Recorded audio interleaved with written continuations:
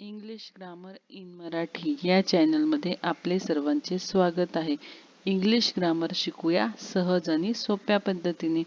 चला तर मग आजच्या व्हिडिओमध्ये आपण समजून घेणार आहोत simple present tense. Simple present tense म्हणजे जे सर्व काही टेन्स आहे त्यामधला पहिला काळ साधा वर्तमान काळ. सिंपल प्रेझेंट टेन्स हा काळ चालू असणारी क्रिया, नेहमी सतत घडणारी क्रिया दर्शवतो. तर या काळामधील वाक्ये, होकारार्थी वाक्ये, नकारार्थी वाक्ये हे आजच्या व्हिडिओमध्ये आपण समजावून घेऊया. चला. सिंपल प्रेझेंट टेन्स साधा वर्तमान काळ. साधा वर्तमान काळ हा दररोज, नेहमी व नित्याने घडणारी क्रिया दर्शवितो. तर एखादी क्रिया रोज घडत असेल, अशी क्रिया जर आपल्याला वाक्यातून सांगायची असेल तर आपण साधा वर्तमान काळ वापरतो. नंतर हा काळ सार्वत्रिक सत्य, युनिव्हर्सल ट्रूथ दर्शवण्यासाठी वापरतात. म्हणजे एखादी घटना ही नॅचरल असेल, ती रोज अगदी न चुकता घडत असेल, ती युनिव्हर्सल ट्रूथ असेल, ती दर्शवण्यासाठी हा काळ वापरतो. तर आपण याची उदाहरणं बघूयात. पहिलं उदाहरण, I drink tea in the morning. I drink tea in the morning. मी सकाळी चहा पितो.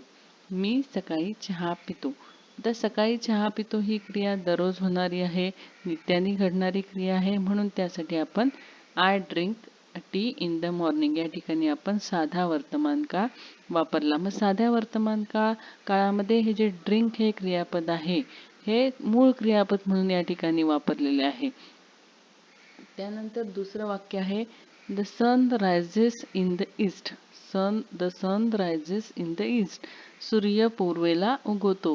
हे युनिव्हर्सल ट्रूथ आहे, सार्वत्रिक सत्य आहे की रोज सूर्य हा पूर्वेला उगवतो. म्हणून ही सार्वत्रिक सत्य दर्शवणारी ही क्रिया दर्शवण्यासाठी आपण साधा वर्तमान काळ या ठिकाणी वापरलेला आहे. The sun rises in the east. मग या ठिकाणी साधा वर्तमान काळ दर्शवण्यासाठी आपण राईस या क्रियापदासमोर एस हा प्रत्यय लावलेला आहे. मग एस हा प्रत्यय केव्हा लावायचा, तर याचंही आपण माहिती व्हिडिओमध्ये पुढच्या भागामध्ये पाहणार आहोत. चला तर मग बघा, या ठिकाणी काही वाक्य दिलेली आहेत. त्या वाक्यांचे आपण आता वाचन करणार आहोत. पहा, we drink tea in the morning. We drink tea in the morning. You drink tea in the morning. You drink tea in the morning. They drink tea in the morning. They drink tea in the morning. Those people drink tea in the morning. Those people drink tea in the morning. आता या ठिकाणी 4 वाक्य आपण वाचलीत. 4ही वाक्यामध्ये फक्त subject बदललेला आहे, कर्ता बदललेला आहे. ही वाक्य आपल्याला काय दर्शवतात, तर ही वाक्य आपल्याला दर्शवतात, ही सर्व साध्या वर्तमान काळामधली वाक्य आहे. मग ही वाक्य आपल्याला दर्शवतात की सर्व जे कर्ते आहेत, जे सर्वनाम कर्ते म्हणून आपण वापरलेले आहेत, हे सर्व सर्वनाम ही अनेक वचनी आहेत.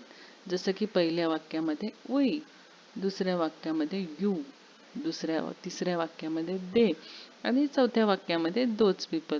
हे सर्व कर्ते हे अनेक वचनी आहेत. आणि हे अनेक वचनी कर्त्यासमोर ड्रिंक हे क्रियापद वापरलेलं आहे. हे मूळ क्रियापद वापरलेलं आहे. त्याच्या आधी कोणत्याही प्रकारचं हेल्पिंग वर्ब जसे इज, आर हे वापरलेलं नाही. ड्रिंकला कोणताही प्रत्यय लावलेला नाही. मूळ क्रियापद जसे आहे तसेच्या तसे या वाक्यांमध्ये वापरलेले आहे. यावरून आपल्या लक्षात येते की साध्या वर्तमान काळामध्ये अनेक वचनी कर्त्यासमोर मूळ क्रियापद वापरतात. त्यात कोणताही बदल न करता मूळ क्रियापद वापरले जाते. आता पुढे बघूया.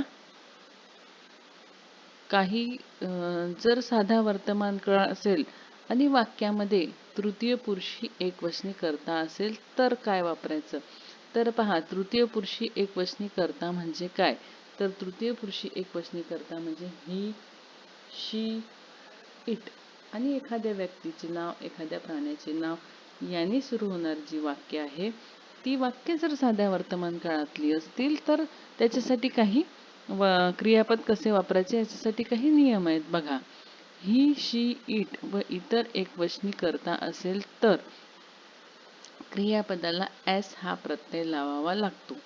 ही समोर क्रियापद वापरायचं आहे साध्या वर्तमान काळात, तर त्या क्रियापदाला एस हा प्रत्यय लागेल. त्यानंतर दुसरा नियम आहे, ज्या क्रियापदांच्या शेवटी S S, S H, C H, X किंवा ओ ही अक्षरे असतात त्या व्हर्बला, त्या क्रियापदांना ईएस हा प्रत्यय लागतो. हा नियम आपण एकवचनीचे अनेकवचनी रूप करताना देखील बघितलेला आहे की S S, S H, C H, X किंवा ओ ही अक्षरे असली तर ईएस हा प्रत्यय लागतो. तोच नियम या ठिकाणी साध्या वर्तमान काळातील वाक्य तयार करताना क्रियापदाला ईएस हा प्रत्यय लागतो. याच्यासाठी एक उदाहरणादाखल शब्द क्रियापद आहे WASH वॉश. WASH वॉश हे जर तृतीय पुरुषी एकवचनी करता असेल, त्याच्या समोर जर हे क्रियापद वापरायचं असेल साध्या वर्तमान काळात, तर त्या ठिकाणी वॉशचं होईल वॉशेश, वॉशचं होईल वॉशेश. नंतर पुढचा नियम बघूया. व्हर्बच्या शेवटी वाय असेल आणि त्याआधी जर कॉन्सोनंट म्हणजे व्यंजन असेल तर वायच्या जागी आय होऊन मग ईएस हा प्रत्यय लागतो. जसं क्राय, क्राईज असाच नियम आपण अनेकवचनीमध्ये पण देखील पाहिला होता. तोच नियम इथे क्रियापदाला लागू होतो. बघा, जर व्हर्बच्या शेवटी वाय असेल, व्हर्बच्या शेवटचं अक्षर वाय असेल आणि त्याआधी जर व्यंजन असेल तर मग वायच्या जागी आय होतो आणि मग यस लागून त्या ठिकाणी आपण ते क्रियापद आपण साध्या वर्तमान काळात वापरतो. इथे त्यासाठी एक उदाहरण दिले आहे. जर तुम्हाला ही समोर, शी समोर क्राय हे क्रियापद वापरायचे असेल साध्या वर्तमान काळात, तर ते क्रायचं क्राईज होईल आणि मग आपण ते वाक्यामध्ये त्याचा साध्या वर्तमान काळात वापर करूया. बघा, आता या ठिकाणी अजून एक नियम की जर वर्बच्या शेवटी म्हणजे क्रियापदाच्या शेवटी वाय आहे परंतु त्याआधी जर स्वर आहे तर या ठिकाणी त्याचं आय होऊन ईएस प्रत्यय लागत नाही. तर अशा ठिकाणी फक्त वाय समोर एस हा प्रत्यय लागतो. याचं उदाहरण खाली दिलेलं आहे पहा. PLAY play, PLAYS pledge.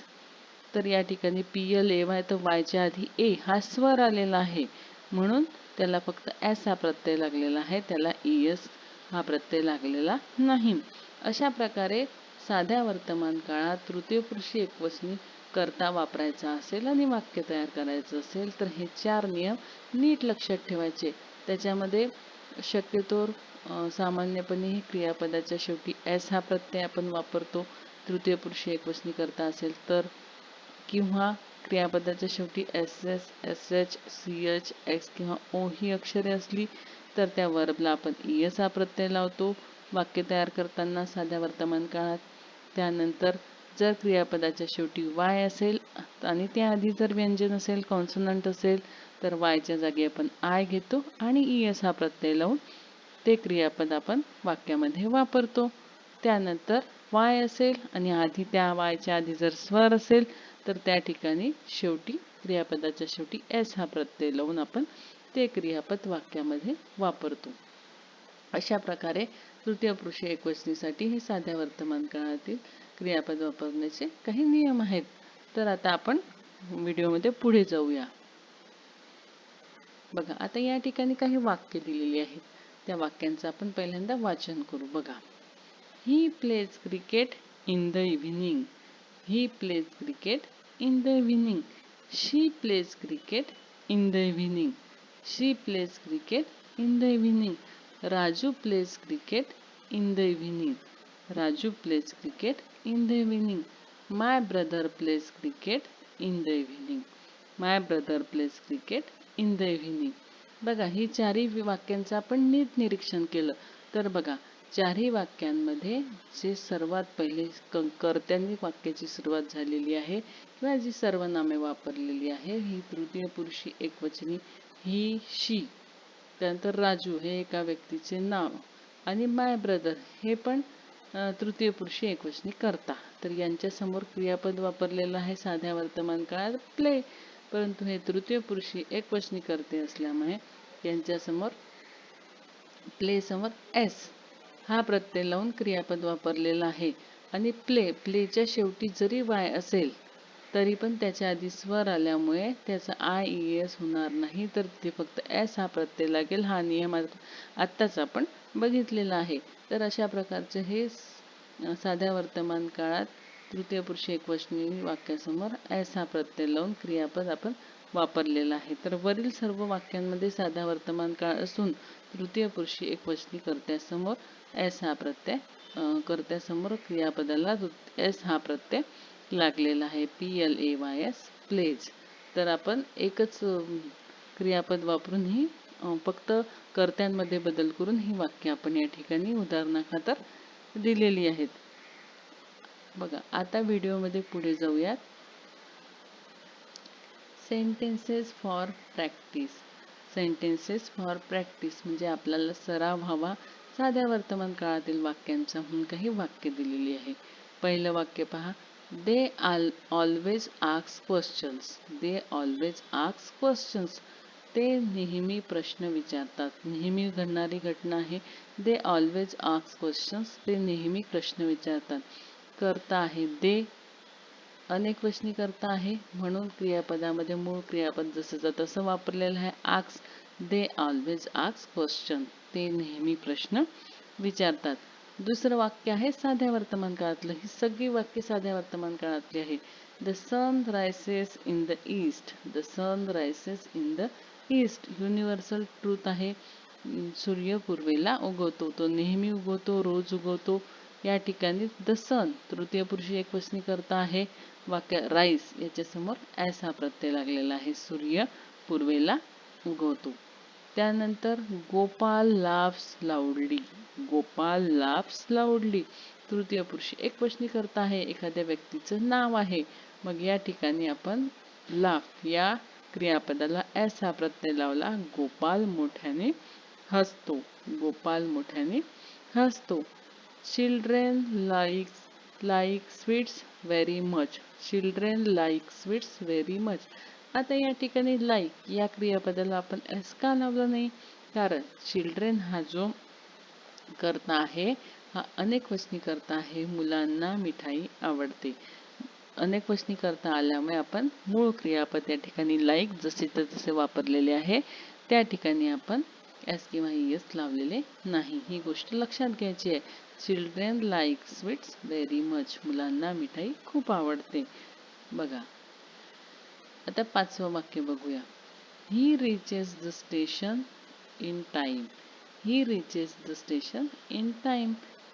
ही करता आहे तो तृतीय पुरुषी एकवचनी करता आहे. रिच या क्रियापदाच्या शेवटचं अक्षर सिच CH REACH असं रिच याचं स्पेलिंग होते. शेवटचं जे दोन अक्षर आहेत ते CH आहेत म्हणून वाक्यामध्ये साध्या वर्तमान काळामध्ये क्रियापद यूज करताना त्या ठिकाणी ES हा प्रत्यय लावला. हा नियम आपण आत्ताच व्हिडिओमध्ये पाहिलेला आहे. CH जर वाक्याच्या क्रियापदाच्या शेवटी असेल तर त्याचं साध्या वर्तमान काळामध्ये वापरताना आपण त्याच्यासमोर ES हा प्रत्यय लावतो. He reaches the station in time. तो स्टेशन वर वेळेवर पोहोचतो. त्यानंतर पुढचं वाक्य. She cleans her house regularly.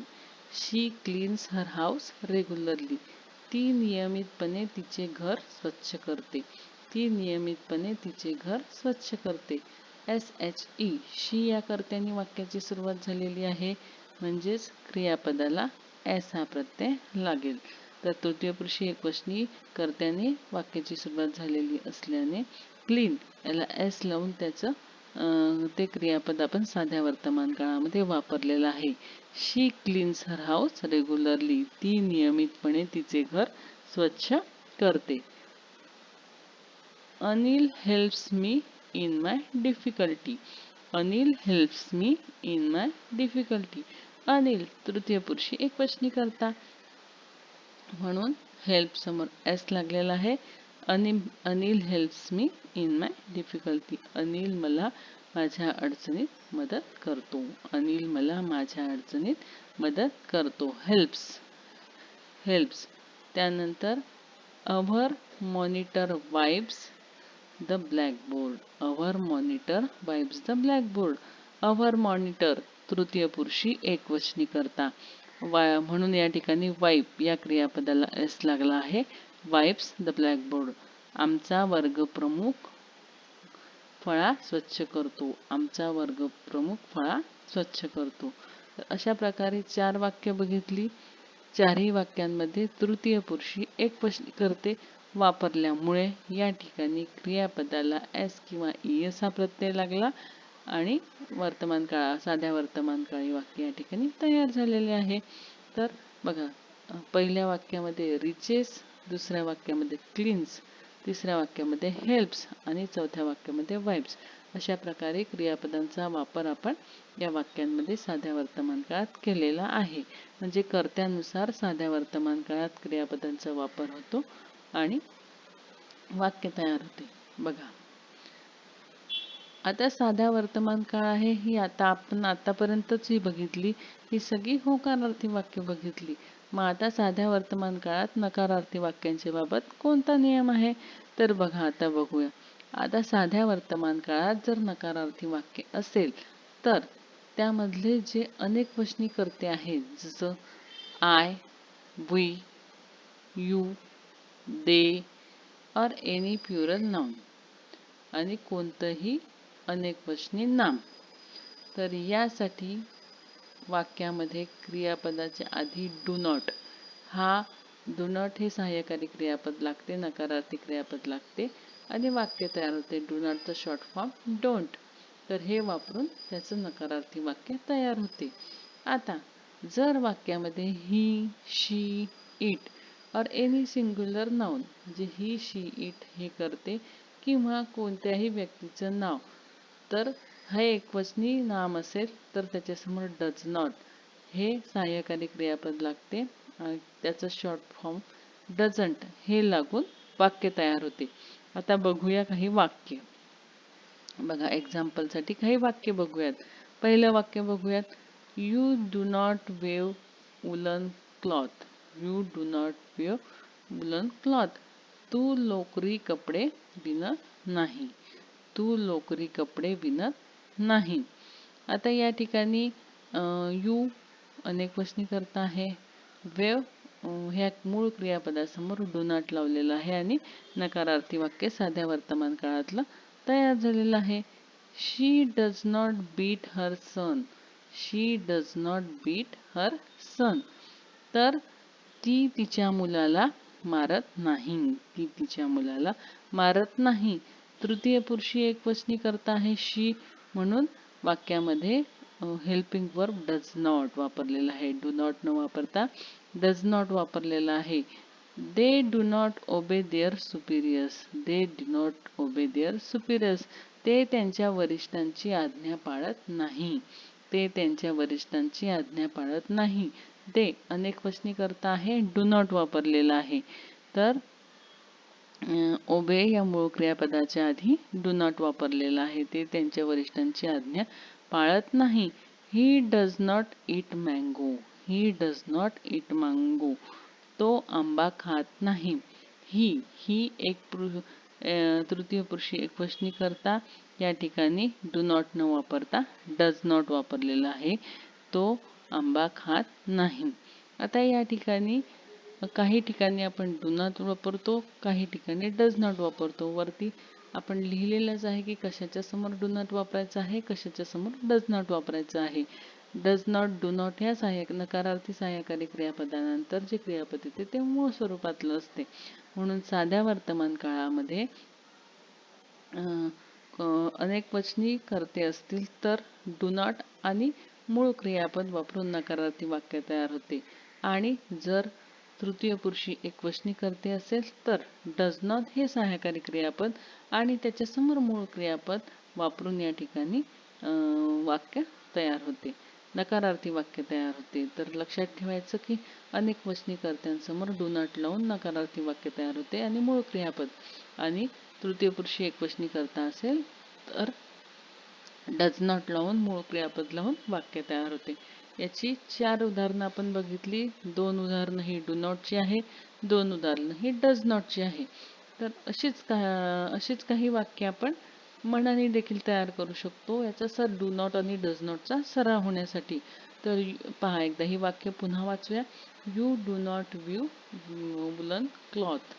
She does not beat her sun.